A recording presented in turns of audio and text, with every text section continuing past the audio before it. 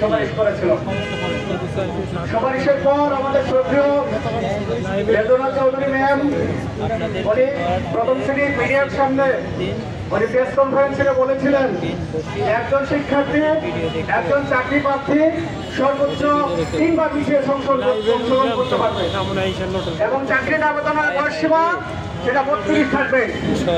3 বার মানে 3 বার বিশেষ সে 3 বার অংশগ্রহণ করতে পারবে, এর থেকে বেশি অংশগ্রহণ করতে পারবে না এবং চাকরির আবেদনের বয়সসীমা 32 হবে, এটা পরিবর্তন করা হবে না। কিন্তু দুঃখের বিষয় আমরা দেখেছি ওই 3 বার বিশেষের সিদ্ধান্ত পরিবর্তন করা হয়েছে, কিন্তু 32-এর যে সিদ্ধান্ত বয়সসীমা সেটা পরিবর্তন করা হয় নাই।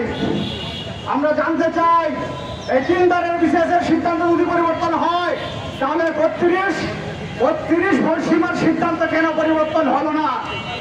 আমরা অন্তর্বর্তীকালীন সরকারের কাছে জানতে চাই কেন বাংলাদেশে বয়সসীমা 32 থাকবে, 30 থাকবে। আপনারা লক্ষ্য করলে দেখবেন পৃথিবীর প্রত্যেকটা দেশে উন্নত দেশ বলেন অনুন্নত দেশ বলেন উন্নয়নশীল দেশ বলেন প্রত্যেকটা দেশেই এই চাকরির আবেদনের বয়সসীমা 35 বছর বা তার থেকে বেশি আছে। সংস্কার কমিটি অনেক গবেষণা করে তারা সুপারিশ করেছিল। আমাদের সংস্কার কমিটির প্রধান ডক্টর মজকুর সাহেব উনি মিডিয়ার সামনে বলেছিলেন যে আমরা অনেক রিসার্চ করেছি, গবেষণা করেছি, আমরা দেখেছি পৃথিবীর বিভিন্ন দেশে আমাদের প্রতিবেশী দেশগুলোতে বয়সসীমা 35 বা তার থেকে বেশি আছে।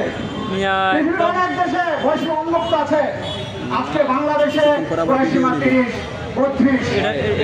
কেন এটা আমরা জানতে চাই। সংস্কার কমিশন সুপারিশ করার পর কেন বয়সসীমা 32 করা হলো, আন্তর্জাতিক স্ট্যান্ডার্ড অনুসরণ করে 35 এবং সেকশন ওয়াইজ কেন বৃদ্ধি করা হলো না আন্তর্জাতিক স্ট্যান্ডার্ড অনুসারে, সেটা আমরা জানতে চাই। কাদের ইশারায় এই বয়সসীমা 32-এ রেখে দেওয়া হলো এটা আমরা জানতে চাই। অত্যন্ত দুঃখের বিষয়, অত্যন্ত দুঃখের সাথে আমরা জানাচ্ছি দীর্ঘ 12 বছর যাবৎ আমরা এই রাজপথে পড়ে আছি। বিগত ফেসিস্ট আমলে স্বৈরাচারী সরকারের আমলে এই যৌক্তিক দাবি বাস্তবায়ন করা হয়নি। আমরা প্রত্যাশা করেছিলাম এই ফেসিস্টের পতনের পর অবশ্যই বয়সসীমা বৃদ্ধি করে 35 করা হবে, কিন্তু দুঃখের বিষয় আজ আমাদেরকে আমাদের রাজপথে পড়ে থাকতে হচ্ছে, আন্দোলন করতে হচ্ছে।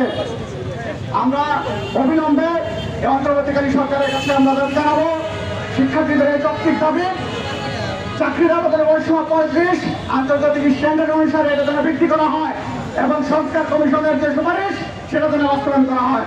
আর যদি করা না হয় তাহলে সারা বাংলাদেশ ব্যাপী আমরা কঠোর থেকে কঠোর আন্দোলন করে তুলব।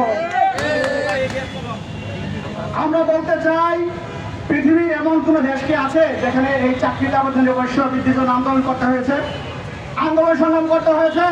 বয়সসীমা কত হবে, দেশের তরুণ প্রজন্ম চাকরির আবেদনের বয়সসীমা কত থাকবে সেটা নীতি নির্ধারণ করবে রাষ্ট্রের নীতি নির্ধারকরা। আজকে যৌক্তিক হোক বা অযৌক্তিক হোক আন্দোলন করে নিতে হবে। এটা তো ফেসিস্টের ভাষা ছিল, স্বৈরাচারের ভাষা ছিল, তবে যৌক্তিক হোক বা অযৌক্তিক হোক তোমাদের আন্দোলন করে নিতে হবে।